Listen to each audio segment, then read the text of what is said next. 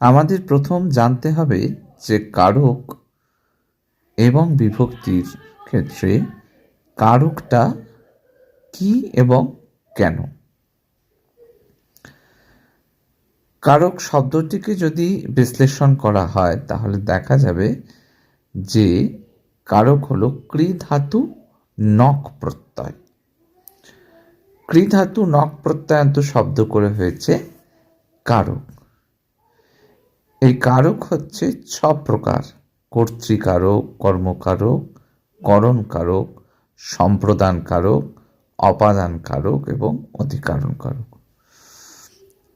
এইবার আমরা দেখছি যে প্রথমায় কোন বিভক্তি হয়।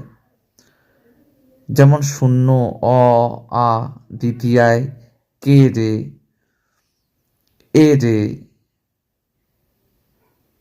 দ্বিতীয়ার ক্ষেত্রে এই বিভক্তিগুলো ব্যবহৃত হয়। তৃতীয়ার ক্ষেত্রে দ্বারা, দিয়া, কর্তৃক এই সমস্তগুলি ব্যবহৃত হয়। চতুর্থী বিভক্তির ক্ষেত্রে কে, রে, এ রে এই ধরনের বিভক্তি ব্যবহার হয়। পঞ্চমীর ক্ষেত্রে কোনগুলো? হইতে বা হতে, থেকে, চেয়ে এই ধরনের।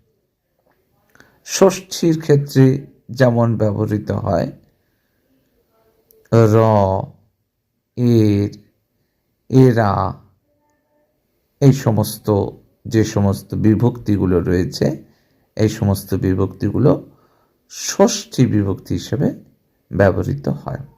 সপ্তমী বিভক্তির ক্ষেত্রে চেনা যায় কোনগুলো দেখে? এ, অন্তুস্ত, তে, এতে এই ধরনের। এবার প্রথমা বিভক্তির ব্যবহার যেমন সুমন, সুমনের শূন্য বিভক্তি। আবার দ্বিতীয় বিভক্তির ক্ষেত্রে ব্যবহার তোমাকে যেতে হবে, তোমাকে যা। তৃতীয়ার ক্ষেত্রে দ্বারা দিয়া কর্তৃক, তোমার দ্বারা, আমার দ্বারা, তোমাকে দিয়ে, ছুরি দিয়ে আম কাটা, দিয়েটা। চতুর্থীটা আবার যেমন ভিখারিকে ভিক্ষা দাও, ভিখারিকে এই কথাটা চতুর্থী। পঞ্চমীটা হচ্ছে থেকে, হইতে, চেয়ে এই ধরনের ব্যবহার হলে তখন পঞ্চমী বিভক্তি ব্যবহার, যেমন ছাদ থেকে নদী দেখা। ষষ্ঠী ক্ষেত্রে তোমার, আমার এইগুলো। সপ্তমীতে তিনি বাড়িতে নেই,